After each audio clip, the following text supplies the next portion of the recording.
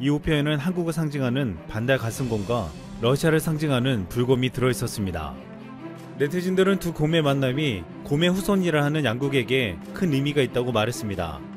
한국과 러시아는 1990년 수교하였고 러시아는 신북방지역 교역에서 73%를 차지하며 최근 5년간 연평균 18%의 놀라운 성장세를 보이고 있습니다. 박병원 저 주 러시아 공사는 한국과 러시아는 이해관계가 여러모로 잘 맞아떨어지는 만큼 미국, 중국, 일본까지 모두 견제할 수 있는 파트너가 될 수 있다고 주장했습니다. 특히 앞으로 북한에 급변 사태가 발생했을 때 중국의 개입을 막을 수 있는 국가가 러시아라고 했습니다. 중국은 전통적으로 북한을 중국과 미국, 한국 간의 전략적 완충장치로 간주하기 때문에 남한 주도의 한반도 통일을 원치 않는 것으로 분석되고 있습니다. 지난해 미 국방부는 중국이 1961년 체결된 북중우호협력, 상호원조 조약을 명분으로 유사시 북한 내에 진입할 수 있다고 전망하기도 했습니다. 이렇게 중국은 한반도 통일에 장애가 될 수 있는 요소를 가지고 있지만 러시아는 입장이 전혀 다릅니다. 러시아는 남북한이 통일되면 거대한 경제협력을 꿈꾸고 있습니다. 그것은 남북러가 힘을 합쳐야 하는 시베리아 횡단철도와 한반도 중단철도 및 LNG 가스관과 전력망 연결 등입니다. 만약 남북이 통일되면 이렇게 남북러 삼각협력이 본격화되기에 우리가 러시아와 관계를 잘 유지한다면 평화 안정을 유지하며 평화적으로 통일을 이뤄 통일 이후 경제협력까지 큰 시너지를 낼 수 있을 것으로 보고 있습니다.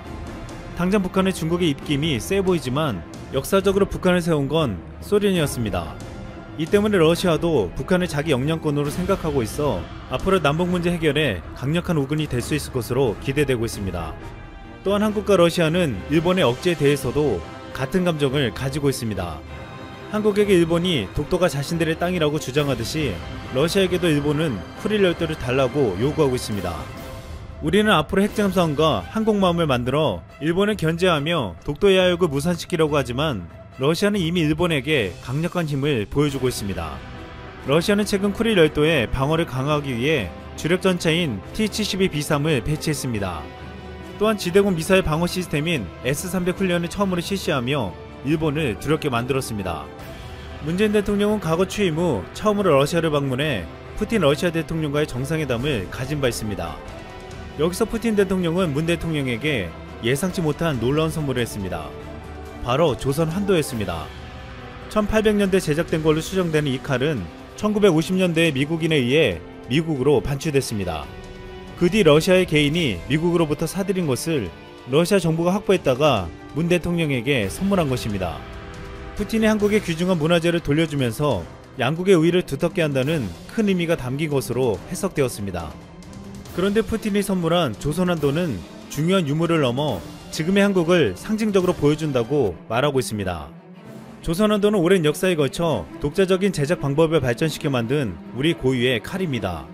한반도에서는 기원전 4세기경부터 철기를 사용하며 사만시대의 변환이나 가야 등은 우산 철기를 만들어 주변국의 이름을 떨쳤습니다.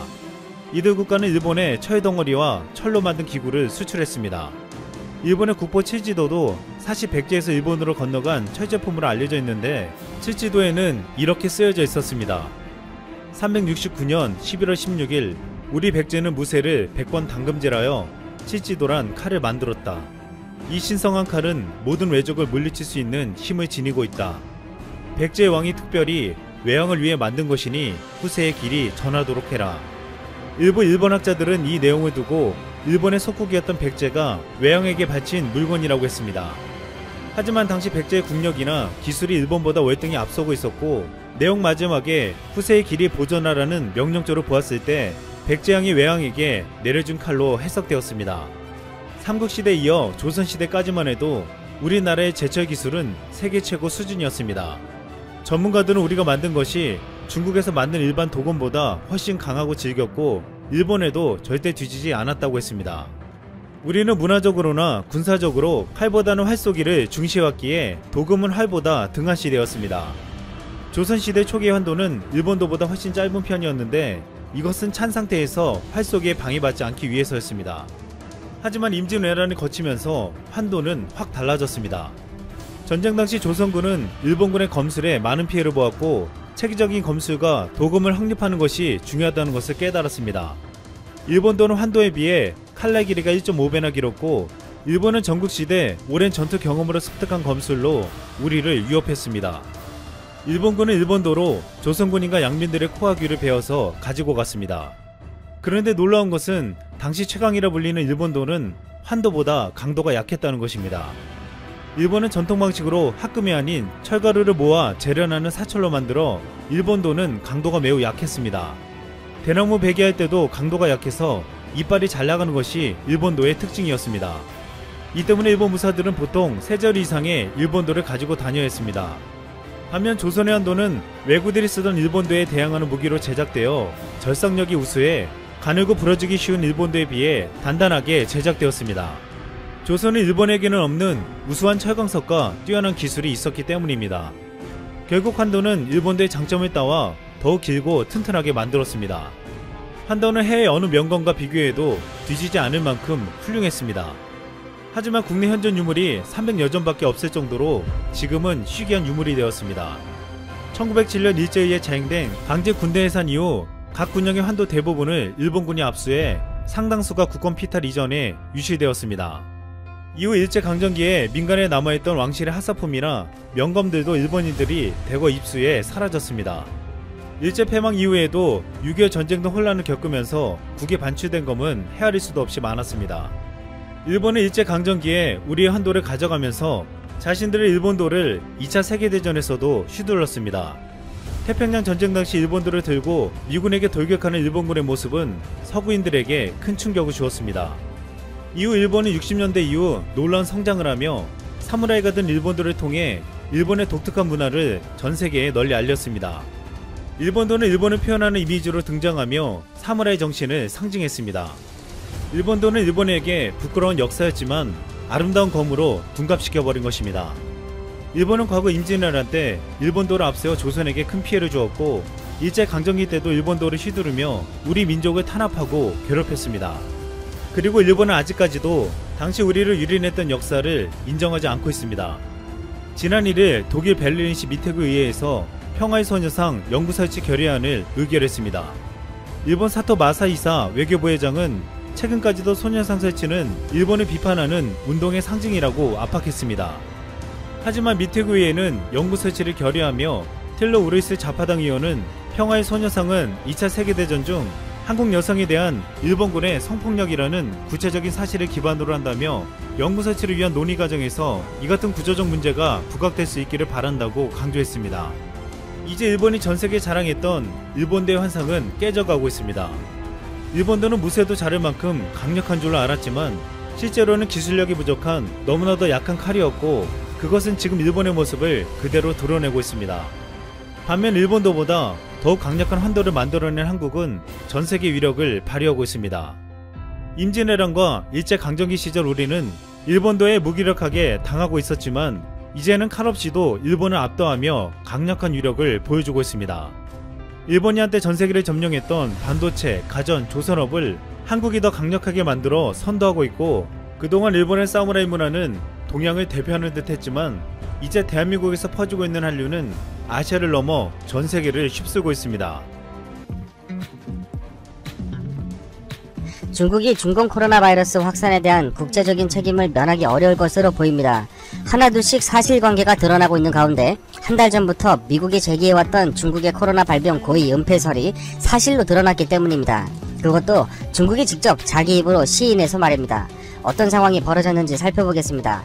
아울러 중국 공산당은 우리나라를 포함한 전세계 좌익 세력들, 즉 사회주의 세력들에게 자유민주국가인 각국의 정치를 장악할 수 있도록 자금과 여론조작, 심지어는 부정선거까지 각종 지원을 하고 있는데 과거 소련이 했던 역할입니다. 그런데 중국 공산당이 국제사회의 코로나 책임 추궁으로 힘이 약해진다면 전세계 좌익 세력들 또한 타격을 입지 않을 수 없을 것입니다.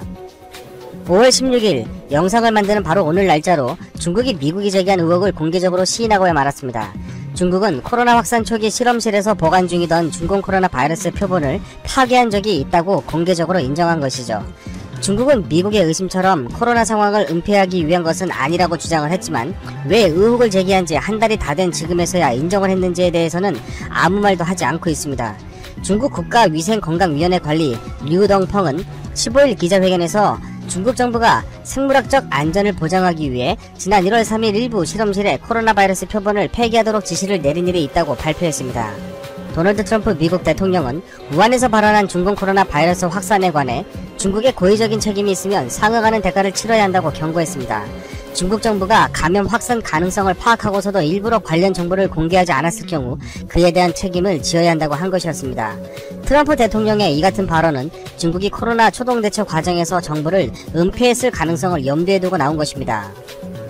곧이어 4월 23일 기사에서 마이크 폼페이오 미국 국무장관은 좀 더 구체적인 언급을 하게 됩니다. 중국이 중국 코로나 바이러스 발병 초기 사태를 은폐하기 위해 바이러스 샘플을 파괴했다고 구체적인 사실을 적시한 것이죠.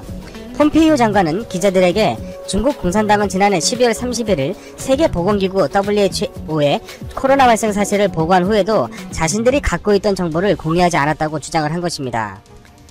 그런데 트럼프 대통령이 의혹을 제기한 4월 18일 이후 약 한 달여 만에 중국이 자기 입으로 코로나 초기 샘플 폐기 명령을 내렸다고 시인한 것입니다.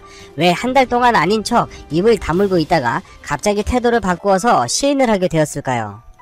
결국 트럼프 대통령이 말한 코로나 발원자에 관한 엄청난 증거는 사실로 존재했던 것입니다. 중국 지도부가 코로나 초기 샘플 파괴 명령을 내린 사실을 미국은 알고 있었던 것입니다. 중국은 더는 시간을 끌면 국제사회 여론이 자신들에게 더욱 불리해질 것이 뻔하니 공개적으로 시인하고 아무것도 아닌 척하자고 결정을 한 것 같습니다. 중국은 트럼프 대통령의 이와 같은 발언이 있고 12월이 지난 5월 15일 어제 사실을 실토하고야 말았습니다. 중국 공산당은 1월 초에 폐기 명령을 내린 것만 실토를 했지만 과연 그것뿐이었을까요? 이미 우리는 중국 공산당이 초기 발언 사실을 SNS에 공개한 의사 리원양을 과연 그것뿐이었을까요? 이미 우리는 중국 공산당이 초기 발언 사실을 SNS에 공개한 의사 리원양을 허위사실 유포라며 감옥에 가두었던 사실을 알고 있습니다. 결국 의사 리원양은 코로나로 사망하고야 말았죠. 앞서 도널드 트럼프 미국 대통령은 백악관 브리핑에서 기자가 지금 이 시점에서 바이러스가 우한의 연구소에서 유래했다는 신빙성 높은 증거를 본 적이 있느냐는 질문에 2차례나 나는 봤다고 반복해 말한 바 있습니다. 그리고 중국의 홍보대사나 다름없는 세계보건기구는 부끄러운 줄 알아야 한다고 덧붙였습니다. 세계보건기구는 중국의 편을 들었습니다. 미국의 코로나 우한 연구소 발언설에 대해 WHO는 중국의 편을 들고 추측성 주장이라며 증거를 대라며 반박을 한 것입니다. 5월 4일 당시 마이클 라이언 WHO 긴급준비 대응 사무차장은 스위스 제네바 WHO 본부에서 열린 화상 언론 브리핑에서 만약에 바이러스 기원에 대한 데이터와 증거가 있다면 공유 여부와 시기는 미국 정부의 결정에 달려있다고 언급했는데 미국이 공개한 게 아니라 오히려 중국이 먼저 실토를 한 꼴이 되고야 말았습니다. 아마도 중국은 미국의 이와 같은 국제 여론 조성과 증거 조사에 관해 엄청난 압박을 느꼈을 것 같습니다. 미국이 계속 반복해서 중국의 우한 연구소에서 시작됐다는 주장을 하는데 구체적인 증거는 제시하지 않고 확신에 찬 말을 하니까 중국 입장에서는 미국이 정말 증거를 가지고 있는 것은 아닌가 하는 생각이 들었을 것입니다. 그리고 전 세계 여론은 중국의 편을 들지 않고 미국과 같은 편에 서서 중국을 비판하니 중국이 더는 버티지 못했던 것으로 보입니다.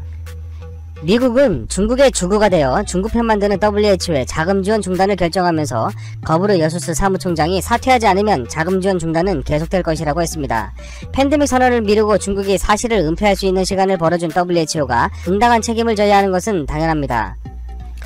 결국 WHO는 미국의 재정 압박에 꼬리를 내릴 수밖에 없었습니다. 자금 지원 중단 결정을 제고해달라며 미국 달래기에 나설 수밖에 없었던 것이죠. 아마 WHO 사무총장은 겉으로는 사임 요구를 일축했지만 미국이 자금 지원 중단을 선언할 때부터 거취를 고민했을 것입니다. 결국 WHO 사무총장도 사임을 고민하지 않을 수 없는 처지에 내몰렸습니다. 미국이 재정 지원을 하지 않는 상황이 지속된다면 WHO도 구조조정 압박을 받을 수밖에 없을 것이기 때문입니다. 미국은 WHO의 자금 지원을 재개하기로 했다고 폭스뉴스가 5월 15일 보도했습니다. 그런데 지원 금액은 중국이 지출하고 있는 4,200만 달러만큼만 내겠다는 것인데 기존에 약 5억 불 이상을 지급하던 것에 비하면 10분의 1도 되지 않는 수준입니다. 중국이 왜 이렇게 민감한 시기에 중공 바이러스, 즉 코로나19 바이러스 샘플을 폐기하도록 지시한 사실을 공개했을까요? 물론 변명은 기존 관행에 따른 예방조치라고 해명을 했지만 미국과 국제사회가 이를 받아줄 리 만무하지 않겠습니까?